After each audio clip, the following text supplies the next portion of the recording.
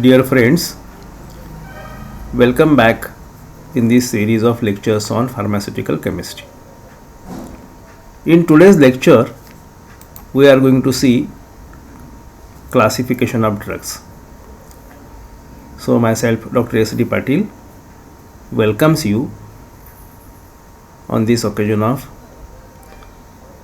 lecture on classification of drugs.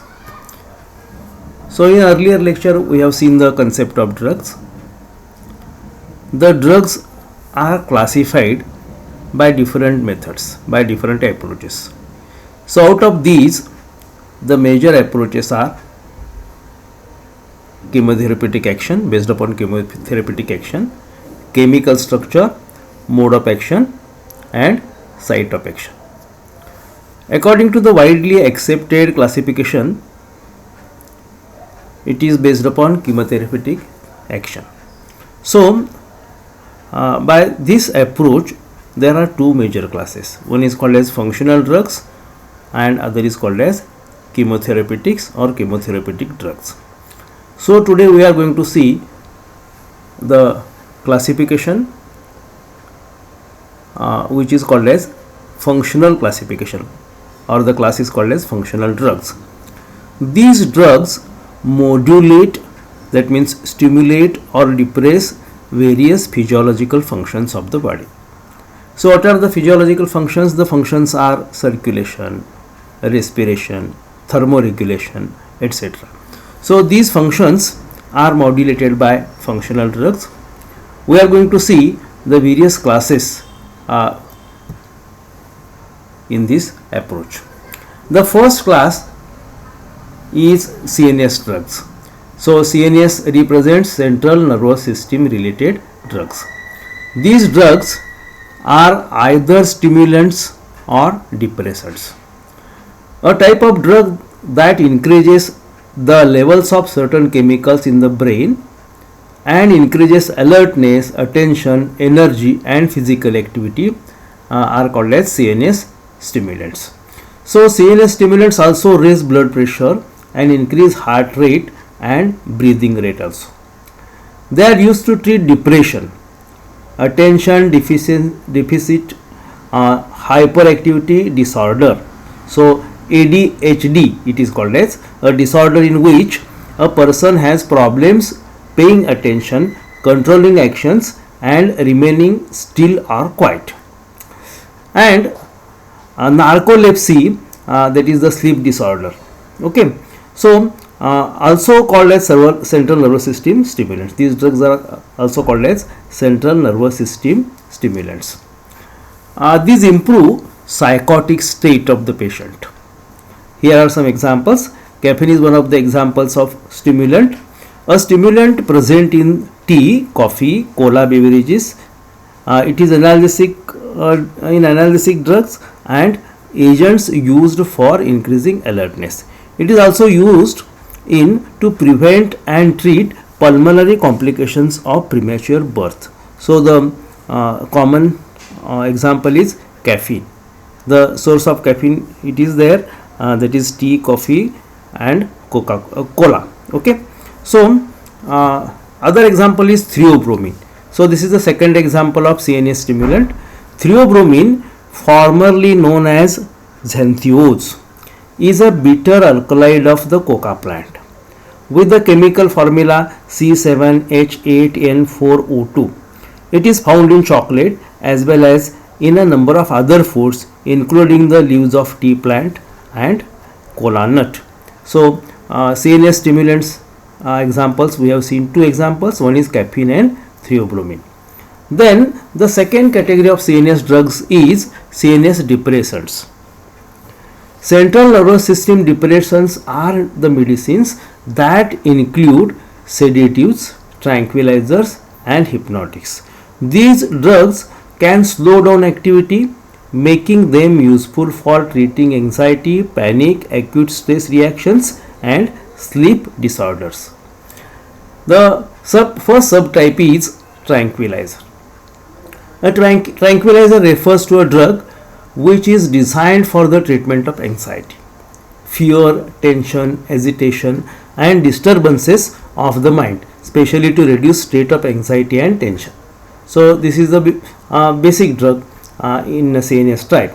They decrease psychomotor activity without causing sedation. What is the importance? The importance is that they decrease the psychomotor activity, and this psychomotor activity is reduced or decreased without causing sedation. They are also called as psycholeptics. So for MCQs these words will be asked. The calming effect may lead to sleep.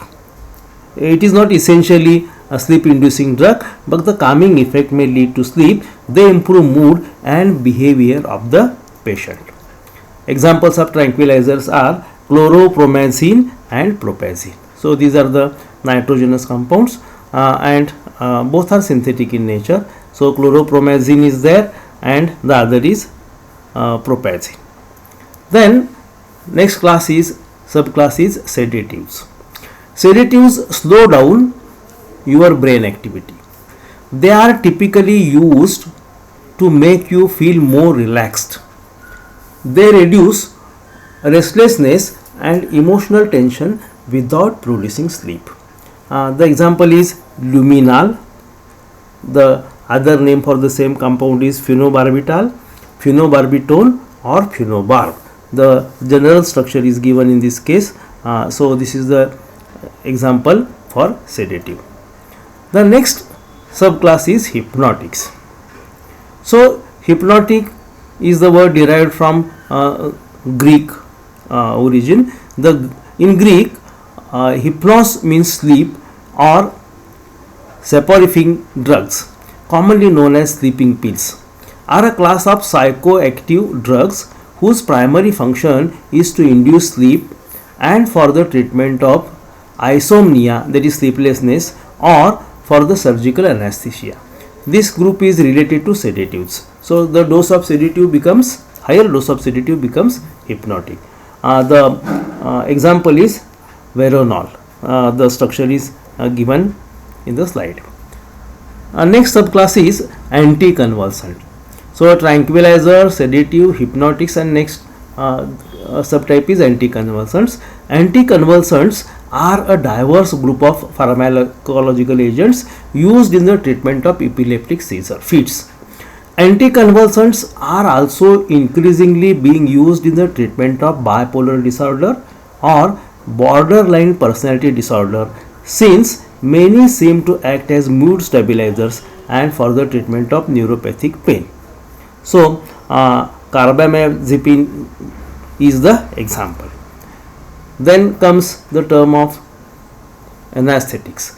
Anesthetics are also called as anesthetics. The spelling is written in both the ways.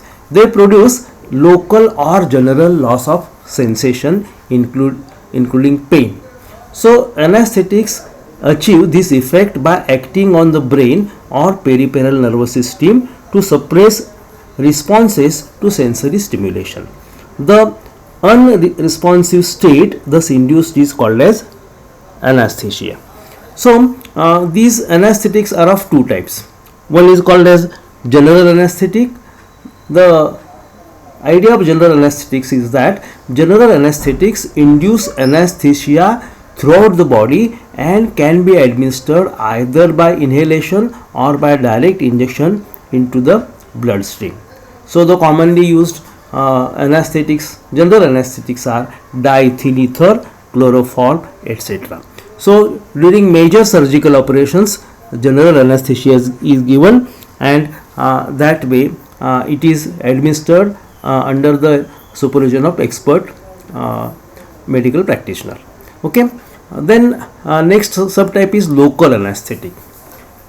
As we have seen earlier, in general anesthetics the patient becomes unconscious. In local anesthetics, the localized area is treated by using suitable chemicals. So local anesthetics provide restricted anesthesia because they are administered to the peripheral sensory nervous system and the region, usually by injection. Thus local anesthetics are useful in minor surgical procedures such as the extraction of the teeth. The first known and generally used local anesthetic was cocaine.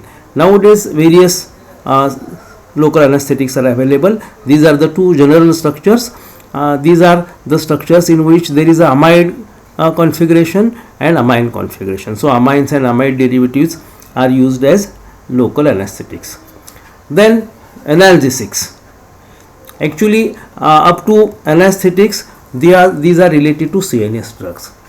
Actually the class of CNS drugs is sub-classified into these various classes which we have seen in earlier. That is, we begin with tranquilizer, then tranquilizer, sedatives, hypnotics, anticonvulsants, anesthetics, that is general anesthetics, local anesthetics. These are the CNS related drugs. Next class is analgesics. Analgesics are medicines that are used to relieve pain. They are also known as painkillers or pain relievers. Technically, the term analgesic refers to the medication that provides relief from the pain without putting you into sleep or making you loss of consciousness. The examples are aspirin and paracetamol. So I have given general examples. The structures are also given. Next class is antipyretics. An antipyretic means, it is the word derived from anti means against and pyretic means feverish body. So antipyretic is a drug that reduces the fever or that reduces the temperature of feverish body. They do not reduce the normal body temperature. The example is aspirin, paracetamol, phenacetin. In sequence the structures are also given. This is the first structure is aspirin, that is acetyl salicylic acid. This is paracetamol and this is phenacetin. Actually in due course of the syllabus we are going to see some synthetic methods also. Then antihistamine drugs. Histamine is an organic nitrogenous compound involved in the local immune responses as well as regulating physiological function in gut and acting as a neurotransmitter for the brain, spinal cord and uterus. So histamine is involved in the inflammatory response and has a central role as a mediator of itching. Okay. So antihistamines are used against the activities of histamine. So antihistamines are medicines often used to relieve symptoms of allergies such as fever, conjunctivitis and reactions to insect bites or stings. They are also sometimes used to prevent motion sickness as well as short-term treatment for insomnia. Okay. So these are the examples. Benadryl, actually the structure of histamine is given. The commonly used antihistamine is Benadryl and this is cetirizine.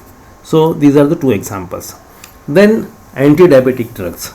Diabetes mellitus is more commonly known as simply diabetes. It is when your pancreas do not produce enough insulin to control the amount of glucose or sugar in your blood. Anti-diabetic agents are the drugs which are used to treat such situation. A substance that helps a person with diabetes to control their sugar level, that is glucose level in the blood.